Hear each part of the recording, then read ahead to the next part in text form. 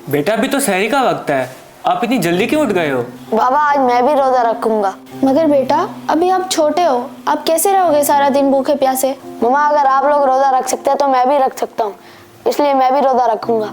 आखिरकार मेरे ही बेटे हो ना। मुझे भी बचपन से रोज़ा रखने का बहुत शौक था, तो मैं तुम्हें भी मना नहीं करूँगा, ज़रूर रखो रोज़ा।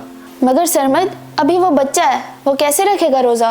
अनम अगर वो रोज़ा रखना चाह रहा है तो हमें रोकना नहीं चाहिए, बल्कि हमें तो खुश होना चाहिए कि अल्लाह ने हमें इतनी नेक औलाद दी है।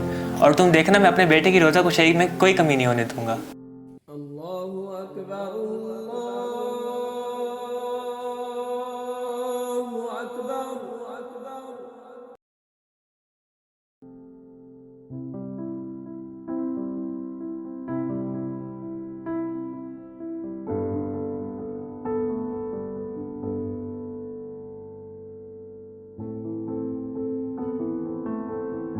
जब मैंने तुझे कहा था कि मैं तेरे घर राशन भिजवा दूंगा तो तुझे क्या जरूरत थी मालकिन से बात करने की?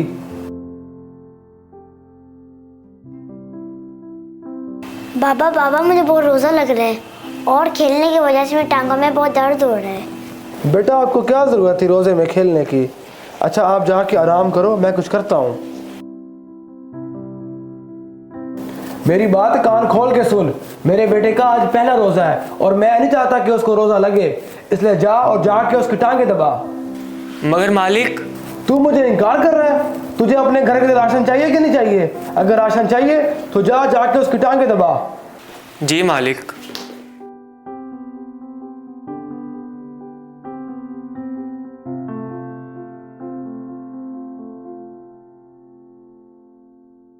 बेटा ये क्या है?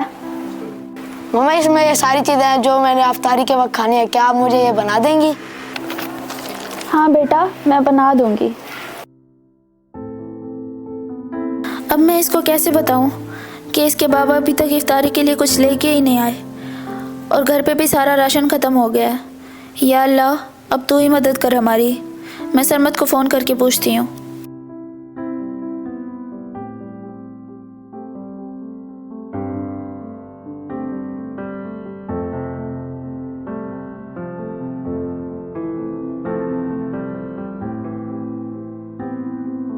सरमद ये क्या कर रहे हो?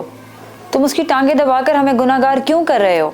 बीबी जी वो सांप का हुक्म था और आपको तो पता है सांप का हुक्म मेरी सर आंखों पर। एक तो अल्लाह ही इनको हिदायत दे, 1000 बार कहा है कि सबको बराबर समझा करें। खैर तुम ये बताओ कि तुम्हारे घर राशन पहुंच गया है? नहीं बीबी जी, वो साहब ने कहा था कि वो खुद ही भिजवा देंगे। पता नहीं कब भिजवा देंगे। रमज़ान तो शुरू हो गया और अभी तक राशन नहीं भिजवाया। तुम ऐसा करना, जाते हुए मुझसे कुछ पैसे लेते जाना। राशन का बंदोबस्त मैं कल तक खुद ही कर दूंगी, ठीक है?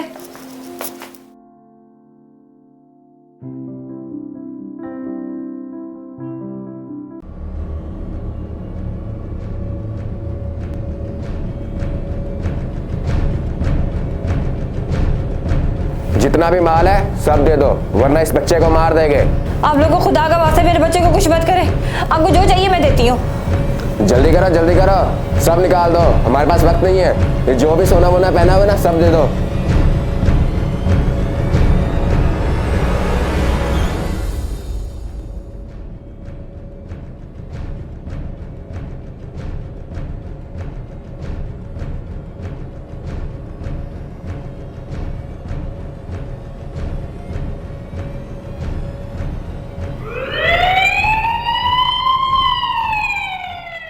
सरमद तुम जियो हजारों साल।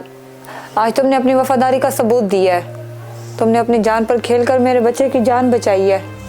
बीबी जी आप मुझे शर्मिंदा कर रही हैं। मैंने आपके घर का नमक खाया है, तो आप लोगों की हिफाजत करना भी मेरा फर्ज है। सरमद तू अभी और इसी वक्त मेरी आंखों के सामने से दूर हो जा। मैं सोच भी नहीं सकता था कि तू पैसे के लालच में इतना अंधा हो जाएगा कि तू अपने मालिक के घर डाका डालने की कोशिश करेगा। अगर आज मेरे बेटे को कुछ हो जाता तो मैं तेरी जान ले लेता। आप तसल्ली से मेरी बात तो सुने, जैसा आप सोच रहे हैं वैसा कुछ नहीं है।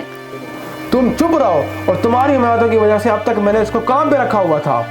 सरमद अब तू यहाँ से चला जा और दोबारा मुझे अपनी शक्ल मत दिखाना।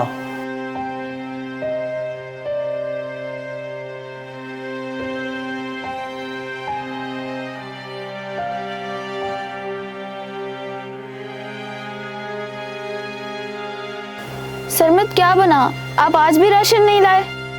नहीं, साहब जी ने मुझे काम से निकाल दिया है। क्या मतलब काम से निकाल दिया है? अब आप कहाँ से लाएंगे राशन? और आपको पता है ना, आज छोटू का पहला रोजा है। अब हम उसे क्या खिलाएंगे इफ्तारी में?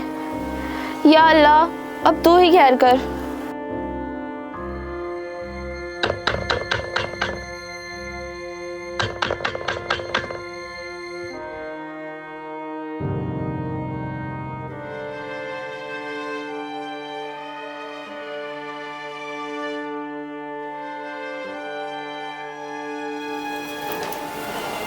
आप लोग